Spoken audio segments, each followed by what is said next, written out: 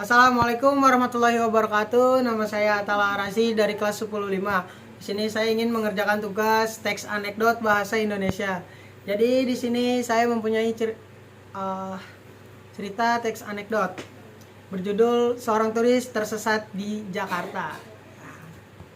Seorang turis bingung karena tersesat, maka dia itu bertanya kepada tukang kopi di jalan, apa betul ini Jalan Sudirman? Tukang kopi menjawab, ha.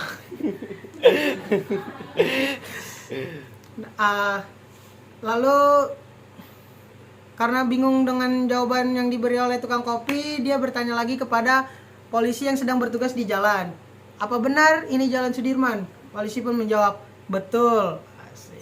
Nah, karena mendapatkan jawaban yang berbeda, dia masih bertanya kepada seorang pejalan kaki, apa benar ini Jalan Sudirman? Benar. Seorang turis makin bingung nih. Nah, karena dapat 3 jawaban yang beda, jadi bingung.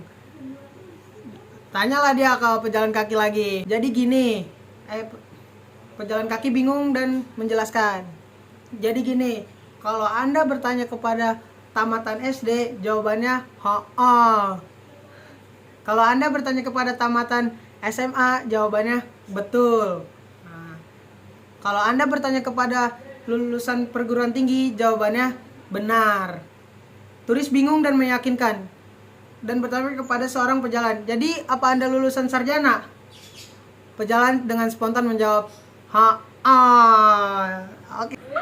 Jadi cukup sekian tambahan teks anekdot tugas saya dari bahasa Indonesia. Selebihnya mohon maaf juga bila ada kata yang gak enak didengar atau kata-kata yang kurang sopan.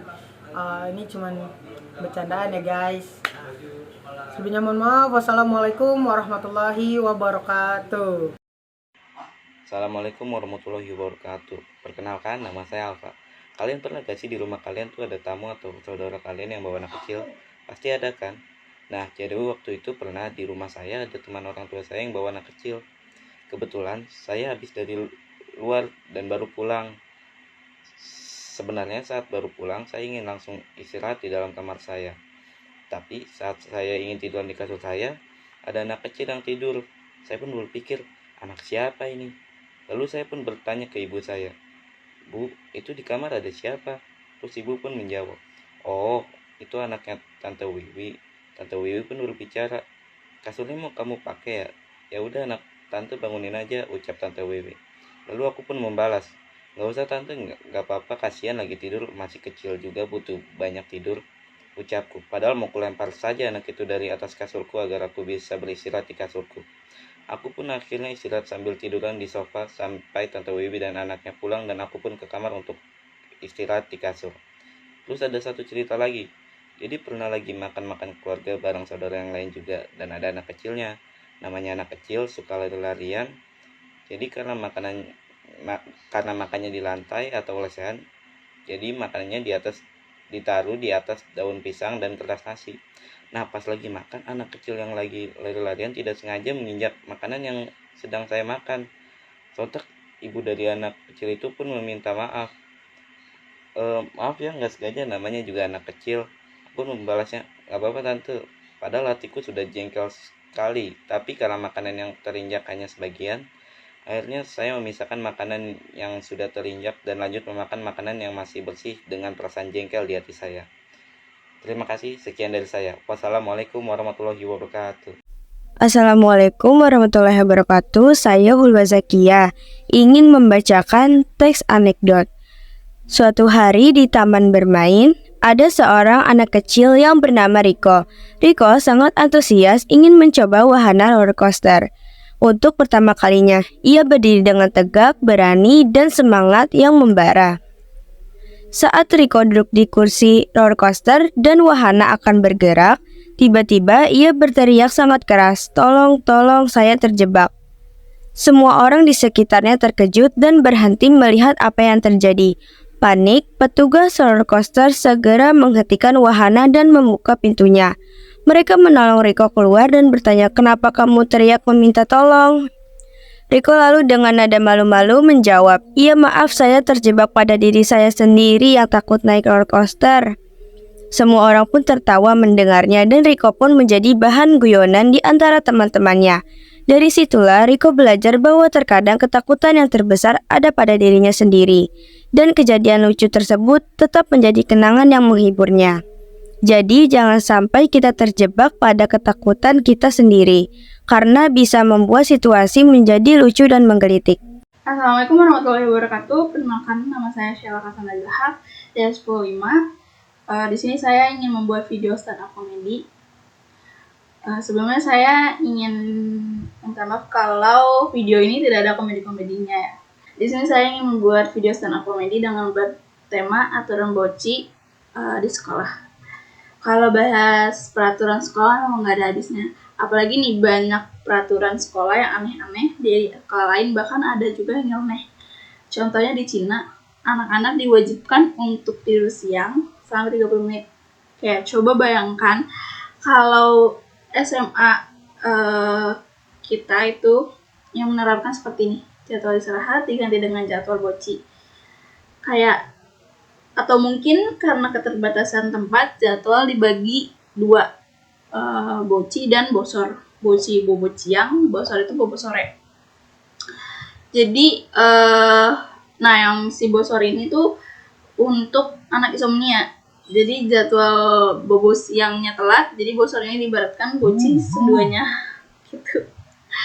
Terus yang parah kalau sekelas insomnia dan semua nggak mau boci, pasti semuanya lagi berlomba-lomba motret temennya lagi kayak tidur. Kalau nggak diem-diem masukin pensil sama temennya tidurnya mangap. Begitulah lucunya ya kan. Terus disuruh tidur siang, asik usilan temennya lagi pulus ngorok.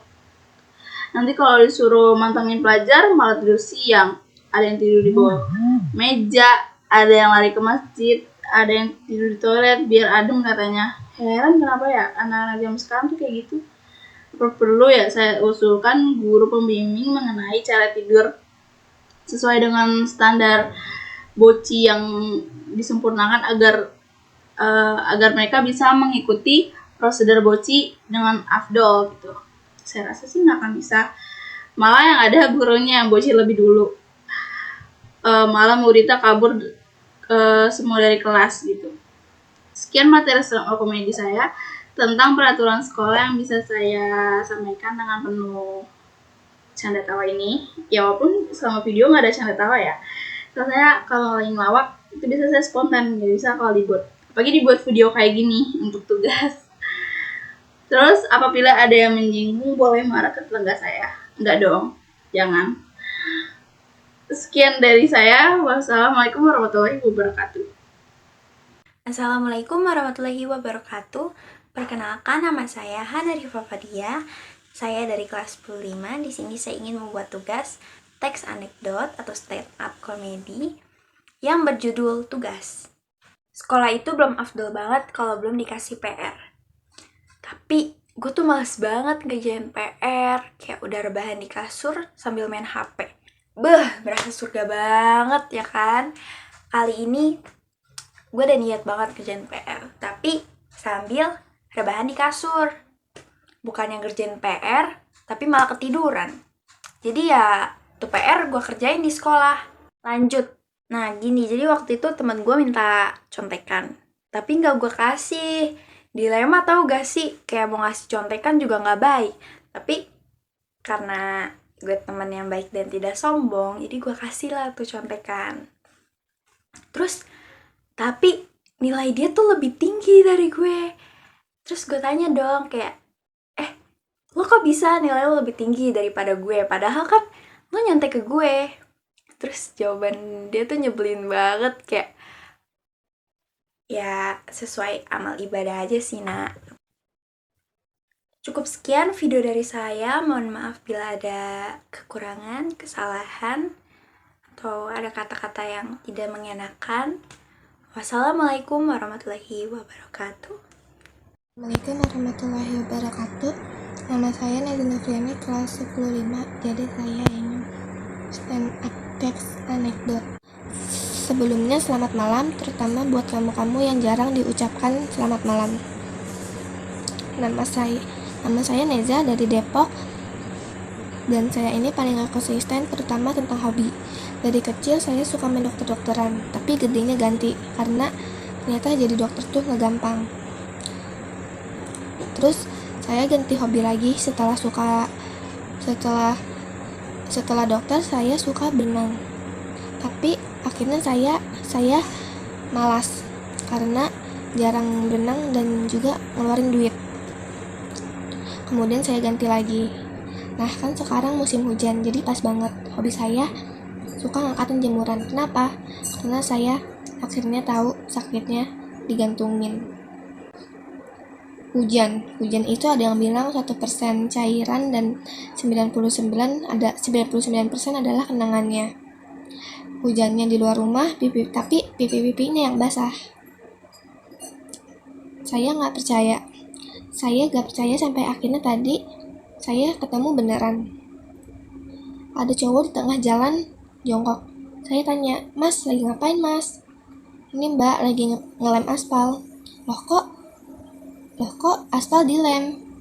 "Iya, buat persiapan, siapa tahu nanti cintaku retak di tengah jalan."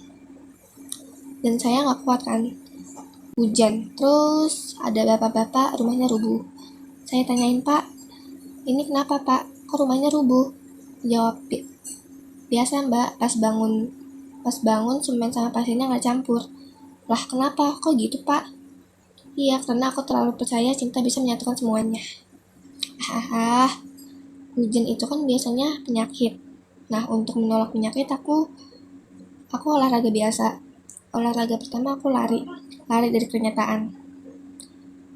Olahraga kedua panjat tebing, memanjat bukit yang terlalu tinggi.